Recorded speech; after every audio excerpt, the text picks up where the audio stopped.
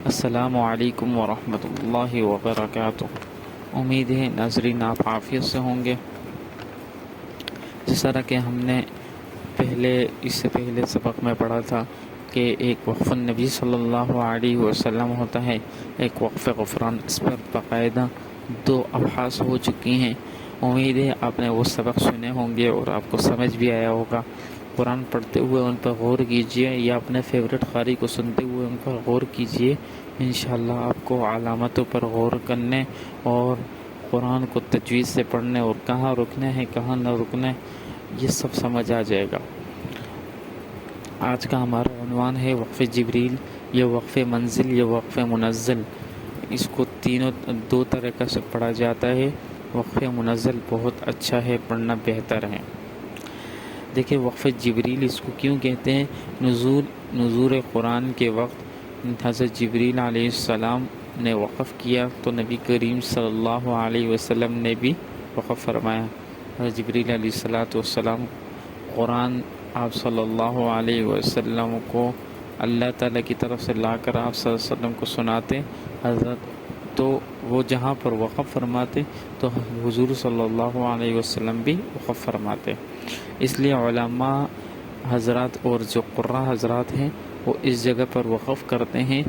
اگر آپ ان مقامات کو دیکھیں تو آپ بھی وہاں وقف کریں تاکہ عید کے قواعد کے مطابق ہو اور یہ سنت بھی ادا ہو۔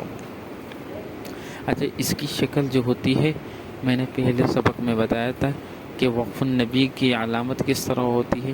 وقف النبی کی علامت اس طرح ہوتی ہے جسے صاد لکھا ہوتا ہے، تعبیر کرنے کے لیے میں نے سمجھایا تھا تاکہ سمجھ زیادہ آ جائے کہ صاد چھوٹا سا لکھا ہوتا ہے اور لمبی سی لکیر ہوتی ہے، ٹھیک ہے۔ اس طرح اس کو سمجھنے کے لیے اب اس صاد کے سر جو ہے اوپر کا حصہ یہ ختم کر دیں تو گویا کہ ایک چھوٹا سا مد کی شکل بن جائے گی۔ تو یاد کرنے کے لیے، تسہیل کے لیے میں ایسی تعبیر کر رہا ہوں، ورنہ ایسی تعبیر نہیں ہے، اس کو وقف جبریلی کہتے ہیں، ٹھیک ہے۔ تو سب سے پہلے سورۃ البقرہ کی آیت دیکھ لیتے ہیں۔ اللہ تعالیٰ کا ارشاد ہے، آیت نمبر 146، پہلے 148 لے لیتے ہیں۔ دیکھیں اللہ تعالیٰ کا ارشاد ہے، اعوذ باللہ من الشیطان الرجیم، وَلِكُلٍّ وِجْهَةٌ هُوَ مُوَلِّيهَا فَاسْتَبِقُوا الْخَيْرَاتِ أَيْنَمَا تَكُونُوا يَأْتِ بِكُمُ اللَّهُ جَمِيعًا إِنَّ اللَّهَ عَلَى كُلِّ شَيْءٍ قَدِيرٌ۔ اب دیکھیں فَاسْتَبِقُوا الْخَيْرَاتِ میں نے وقف کیا، ایک وقف مطلق تھا، دوسرا جو ہے صاد کٹا ہوا جسے میں نے تعبیر کر رہا تھا، ایک وقف النبی صلی اللہ علیہ وسلم ہے جو صاد کٹا ہوا ہے، ٹھیک ہے۔ تو یہ میں تعبیر کرنے کے لیے اس طرح کہہ رہا ہوں۔ اس سے پہلے ایک اور آیت ہے، الذین آتیناہم الکتاب یعرفونہ کما یعرفون ابناءہم وان فریقا منہم لیکتمون الحق وہم یعلمون۔ اب میں نے پہلے آپ کو وقف النبی صلی اللہ علیہ وسلم کے بارے میں اس لیے بتایا تاکہ آپ کو وقف جبریل اور وقف النبی صلی اللہ علیہ وسلم میں فرق واضح ہو۔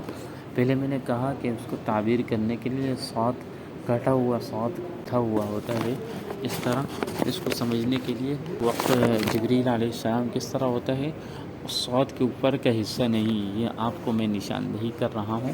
وقف منزل کے قریب میں دیکھیں ایک علامت پائی جا رہی ہے اور اس کے اوپر بھی لکھا ہے، وقف منزل کے اوپر یعلمون کے آخر میں بھی لکھا ہے، آخر آیت کے اینڈ میں۔ امید ہے آپ کو یہ یہاں تک بات سمجھ آ گئی ہوگی۔ ایک اور اس کی مثال لے لیتے ہیں سورۃ الانعام سے، آیت نمبر 124 ہے، یہاں پر بھی وقف جبریل علیہ السلام پائے جاتے ہیں۔ اعوذ باللہ من الشیطان الرجیم، وَإِذَا جَاءَتْهُمْ آیَةٌ قَالُوا لَن نُؤْمِنَ حَتَّى نُؤْتَىٰ مِثْلَ مَا أُوتِیَ رُسُلُ اللَّهِ اللَّهُ أَعْلَمُ۔ دیکھیے یہاں پر رسول اللہ کے بعد میں نے وقف کیا، کیوں؟ ایک وقف مطلق کی علامت ہے، ایک میم کی علامت ہے، ایک وقف جبریل ہے۔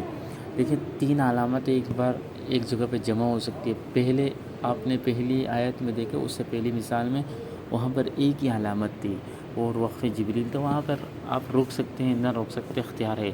لیکن جہاں پر وقف لازم آ جائے وہاں تو رکنا ویسے ہی ہے۔ پھر وقف مطلق بھی ساتھ آ جائے پھر بھی رکنا ہے، پھر یہ نور علی نور، پھر وقف جبریل بھی آ گیا، تو یہاں پر رکنا لازم اور ضروری ہے۔ امید ہے یہاں تک بات آپ کو سمجھ آ گئی ہوگی۔ اگر بالفرض اس جگہ پر قاری وقف نہ کرے تو کیا نقصان ہے؟ یہ آپ کے ذہن میں ایک سوال آ سکتا ہے کہ بالفرض قاری صاحب نے یہ آیت اس طرح پڑھی، وَإِذَا جَاءَتْهُمْ آیَةٌ قَالُوا لَن نُؤْمِنَ حَتَّى نُؤْتَى مِثْلَ مَا أُوتِيَ رُسُلُ اللَّهِ اللَّهُ أَعْلَمُ۔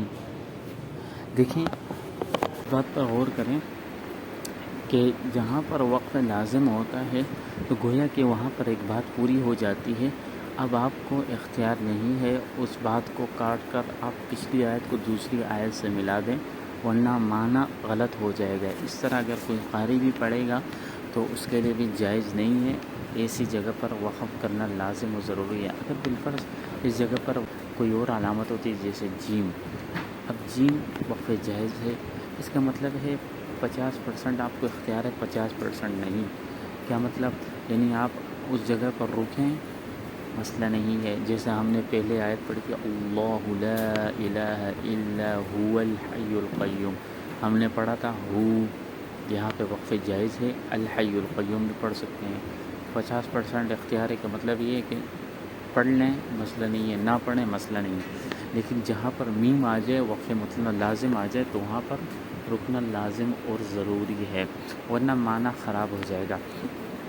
ایک اور بات، بہت پوائنٹ کی بات ہے کہ یہ ہمارے ہند و پاک میں مصاحف میں یہ علامتیں لکھی ہوئی ہوتی ہیں، اس کی بنیادی وجہ یہ ہے کہ ہم اہل عجم ہیں، یعنی عجم عرب کے علاوہ جتنی بھی زبانیں ہیں اس کو عجم کہا جاتا ہے۔ عجم کہنے کی وجہ یہی ہے کہ یہ گونگے، یعنی ان کو عربی نہیں آتی ہو تو عرب ان کو گونگے کہا کرتے تھے۔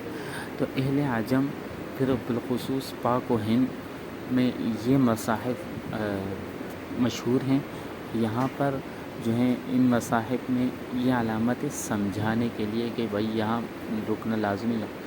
باقی دیگر مذاہب میں، باقی دیگر جتنی مصاحف ہیں آپ دیکھیں باہر ممالک کے مصاحف، وہاں پر یہ علامتیں نہیں پائی جاتی، کیونکہ ان کو پتہ ہے یہاں رکنا ہے یہاں نہیں، وہ معنی کو زیادہ سمجھتے ہیں، وہ اہل لغت ہیں۔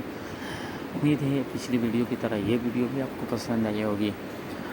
جاتے جاتے ہمارے چینل کو اگر آپ نئے ہیں تو سبسکرائب کیجئے، بیل آئیکن دبائیے اور ویڈیو ثواب کی نیت سے خوب شیئر کیجئے۔ ملتے ہیں کسی نئی ویڈیو میں کسی نئے عزم کے ساتھ، کسی نئے عنوان سے، تب تک کے لیے اللہ حافظ، السلام علیکم ورحمۃ اللہ۔